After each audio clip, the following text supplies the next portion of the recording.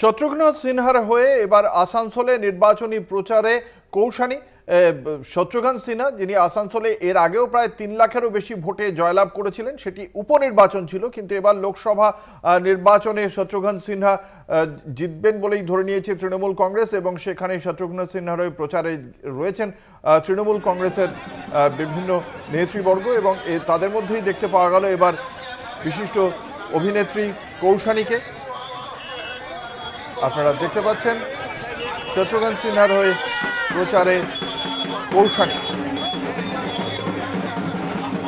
উৎখোলা জিপে চেপে প্রচার করেন কৌশানী। আসানসোল কেন্দ্রে দেখতে পাওয়া গেল কৌশানীকে। আমাদের সঙ্গে রয়েছেন আমাদের প্রতিনিধি উৎপল পাথর। এই যে রোড শো করলেন কৌশানী, কোথা থেকে এই রোড শো হলো কৌশানীর, আর কি কি বার্তা দিয়েছেন সেখান থেকে?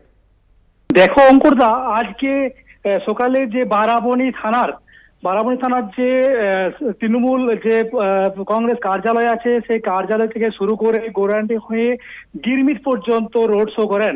তার সঙ্গে তৃণমূল কংগ্রেস যে প্রার্থী শত্রুঘ্ন সিনহা না থাকলেও আসানসোল যে পৌর নিগমের মেয়র, বারাবণীর বিধায়ক বিধান উপাধ্যায় এবং বারাবণ তৃণমূল কংগ্রেস সভাপতি অসিত সিংহ ছিলেন।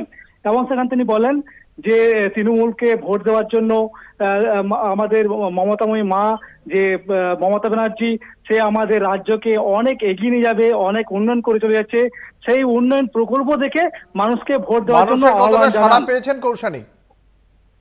হ্যাঁ দাদা, প্রচুর মানুষ ওকে দেখার জন্য রোড সাইডে প্রচুর দর্শকরা উপস্থিত ছিলেন এবং হাত নাড়া দেয় এবং তাদের সাথে কথাও বলেন, কথা বিনিময় করেন। অঙ্কুরদা, ধন্যবাদ। আমাদের সঙ্গে ছিলেন আমাদের প্রতিনিধি উৎপল পাথর।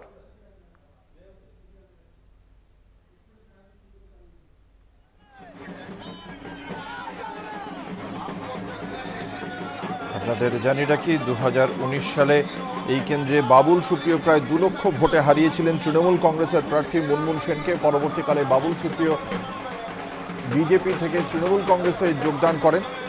তারপর এই কেন্দ্রে